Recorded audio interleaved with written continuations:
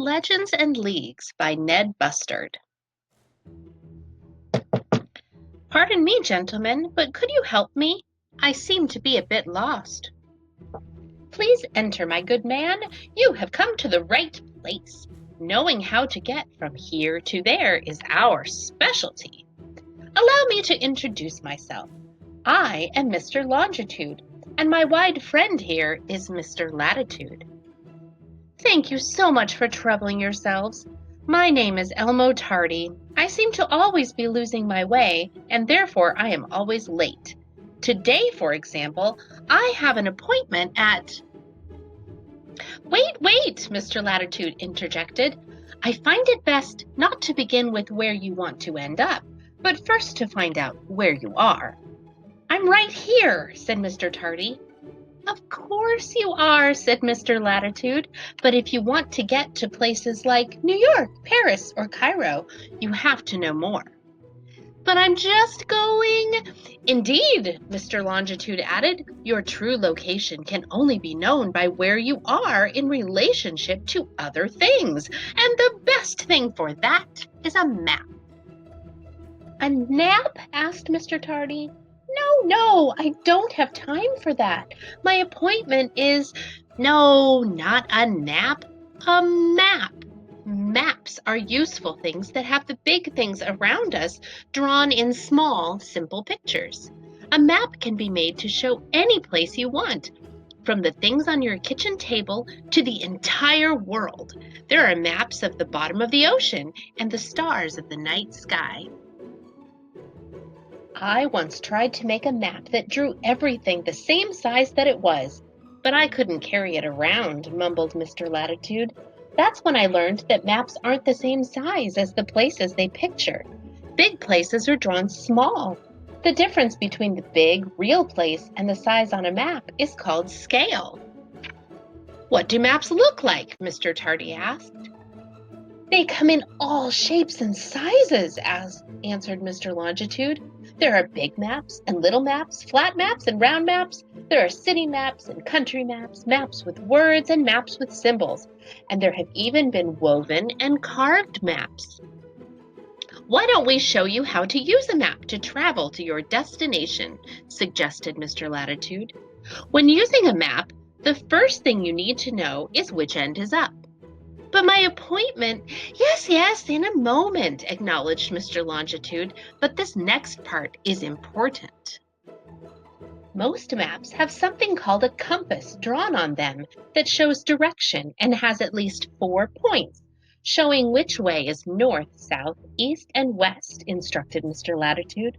North is at the top of a map and refers to the North Pole, the tip-top spot on our world. The bottom of the compass points south to the South Pole, the very bottom of our world. East and west are the other points of the compass. East is where the sun comes up in the morning, and west is where the sun goes down every night, said Mr. Longitude. We use north, south, east, and west to give us the big picture of where we are going.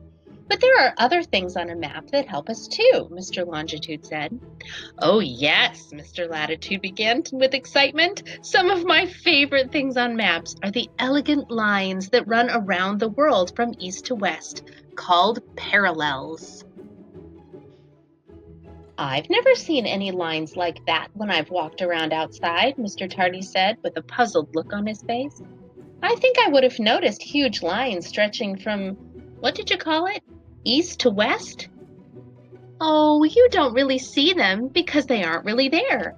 They are only drawn on maps, chuckled Mr. Latitude. There are also imaginary lines that run from north to south, aren't there, Mr. Longitude? Indeed there are, Mr. Latitude, twinkled Mr. Longitude, though some lines are more important than others. For example, the most important parallel is called the equator. The equator runs around the middle of our world like the belt on my trousers, Mr. Latitude illustrated, dividing the world into the northern and southern hemispheres. Mr. Tardy looked skeptical. Maps don't seem very useful if they're just full of imaginary things. Oh, my dear Mr. Tardy, maps are full of real things too, even if they are drawn teeny tiny, replied Mr. Longitude. The largest real things on maps are called oceans. That is the name for the water at the beach, continued Mr. Longitude.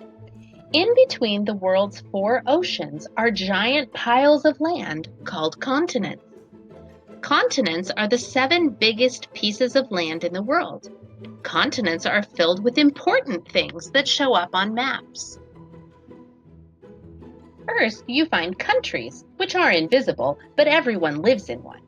Their borders are invisible lines that show up on a map, said Mr. Latitude. More imaginary lines, exclaimed Mr. Tardy.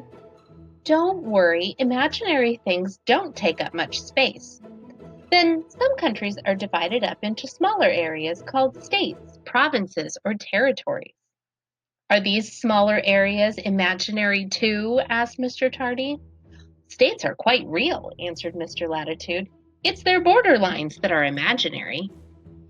In the land part of maps, you will come across other real things like mountains, valleys, hills, and rivers. Mountains are very high parts of the land, and valleys are very low parts, instructed Mr. Longitude.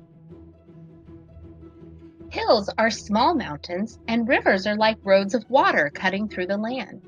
Speaking of roads, they are on many maps as well. They are often the quickest way to get to places, said Mr. Latitude. Roads are more imaginary lines, right? Asked Mr. Tardy. Quite wrong, Mr. Latitude laughed. Roads are real lines on the land. On road maps, there are often big or famous things called landmarks. Little symbols mark these on a map to help direct us around, added Mr. Longitude. You keep talking about going around our world like it is a ball. As far as I have ever seen, the world is flat, protested Mr. Tardy.